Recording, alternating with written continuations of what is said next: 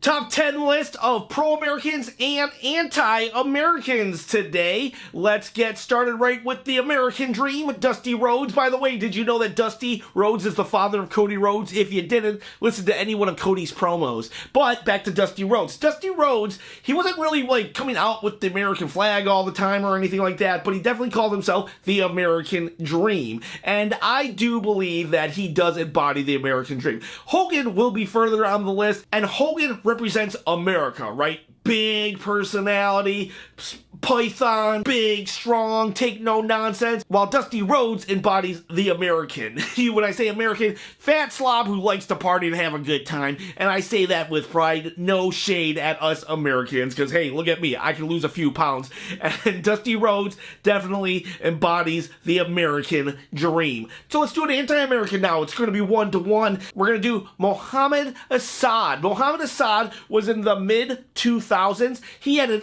awesome gimmick. Okay, so all joking aside, 9/11, horrible, right? And so what happened with Muhammad Assad was it was like mid-2000s, and he comes up with an American, anti-American gimmick, and the twist on him, though, is he is an American, but he got disillusioned by how Americans treated him after the horrific events of 9/11. So they took a real-life horrific event and put it into character. And Muhammad Assad, then, he just really just was calling everybody just horrible things, and, you know, there was some truth probably in it, or there's definitely some sentiment.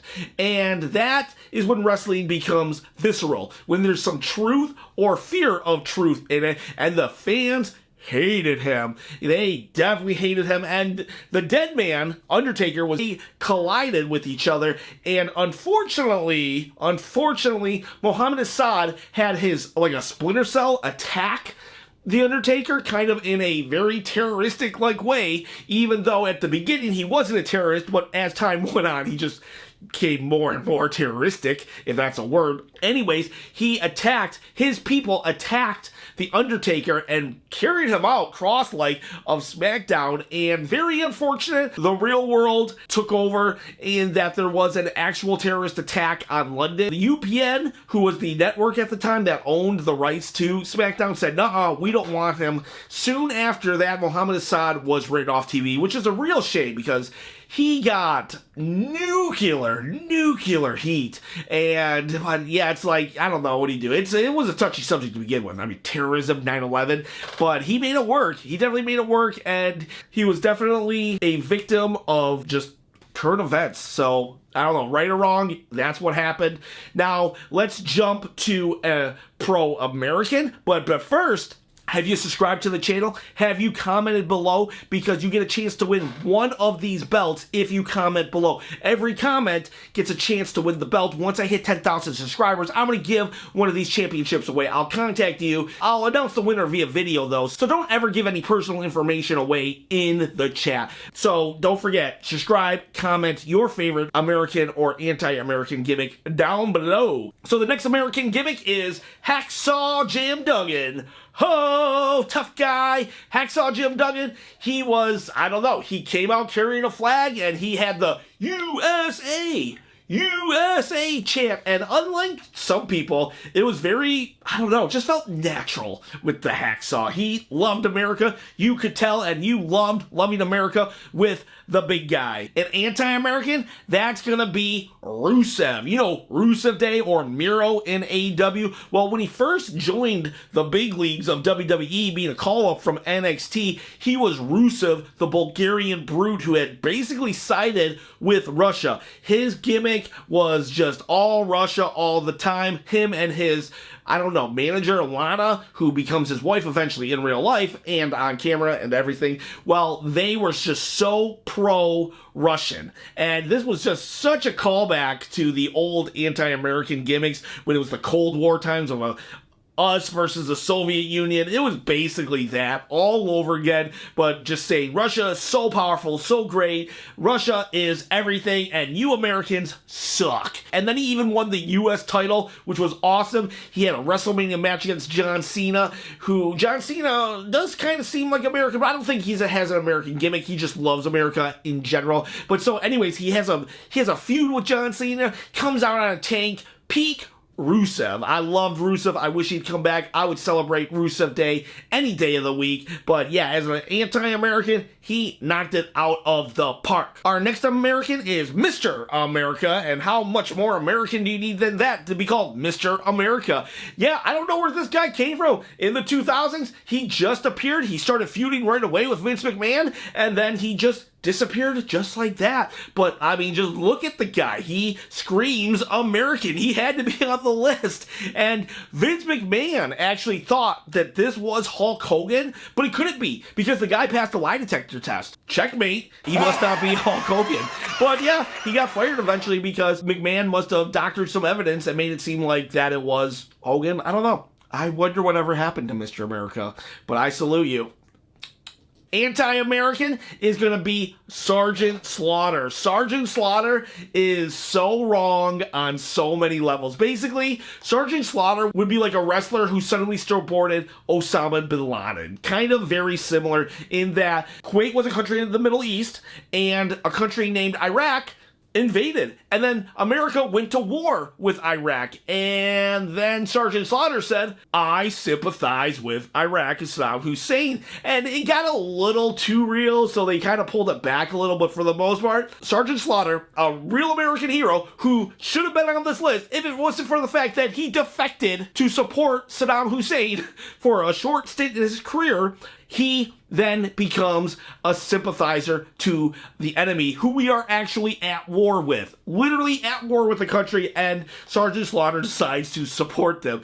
And then he wins the World Heavyweight title. He gets a match with Hulk Hogan at WrestleMania 7. Anti-American. Definitely anti-American. Let's talk Hogan, though. Hogan is definitely an American hero. He is a definitely American icon. Just listen to the song. I am a real American.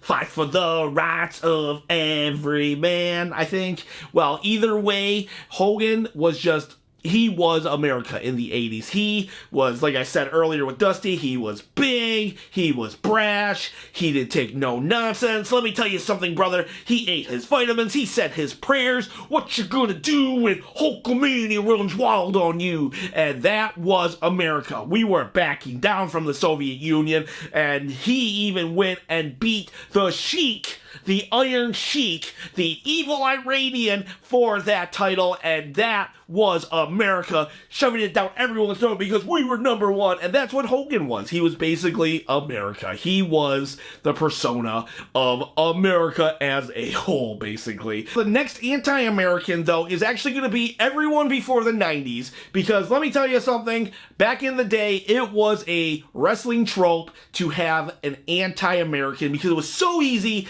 to get behind anybody who took any disparaging remarks against America. If you said something bad about America, instant babyface whoever fought you. And so they just did it better in the 80s. I'm not going to sit here and say Rusev is better than the Iron Sheik, who he was probably modeled after, or Mohammed Hassan was better than Nikolai Volkov.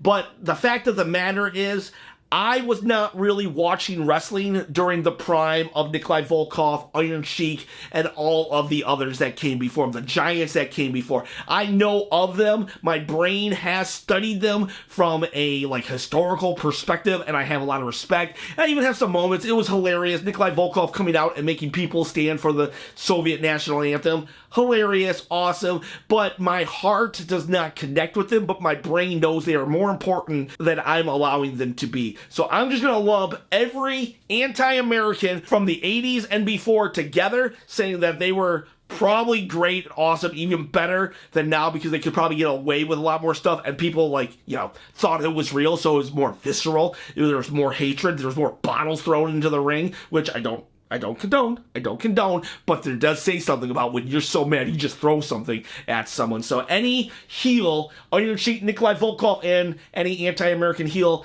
80s and before, you're on the list. 2 more to go. My favorite American is Kurt Angle. Kurt Angle was such an oddity. It was so crazy. He comes in saying all these things about just hard work, being an American, and people booed him. You suck. You suck.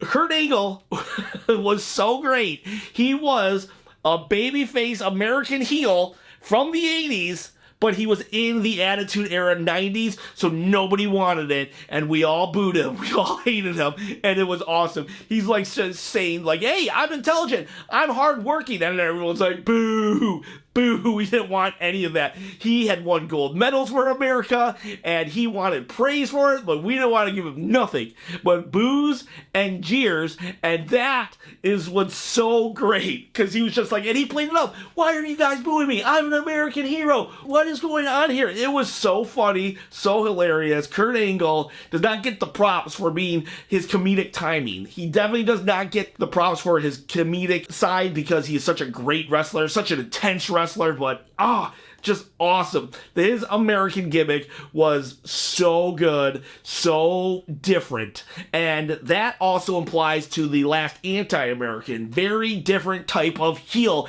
in that he was only anti-American in America, but everywhere else in the world, he was pro just the world. And that, this is Bret the Hitman Hart. He comes off the double turn with Stone Cold Steve Austin. Austin is now goes from bad guy to good guy, and Austin didn't change. He was beer drinking, middle fingers in the air, cheating, everything. And Bret Hart is still just like doing the right thing, wrestling good matches. When he gets cheated, he calls it out, but everyone perceived him to be whining. Think Drew McIntyre now. Drew McIntyre continuously gets robbed, but then everyone boos him when he's right. He's right, but it's the way in which he presents his case that everybody's like, oh, you suck.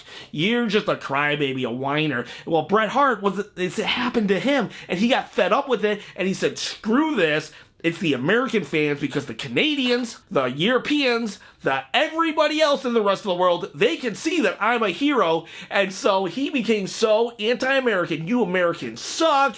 You have no morals. You're fat. You're lazy. Everything. But he goes to Canada. He's like, you guys are awesome. You guys have morals. You guys are what the world needs. And so Americans hated him, but everyone else loved him, and that it was so unique to be babyface here and villain here, and top villain. I had wished Bret Hart had been able to stay within this character more, but unfortunately he was only in the beginning of the Attitude Era because of everything that happened at the Montreal Screwjob, but we're not going to talk about that. This was your top 10 American, anti-American list. Please tell me below if I missed anybody. You know, honorable mention to Jinder Mahal. He did at Day 1, 2024.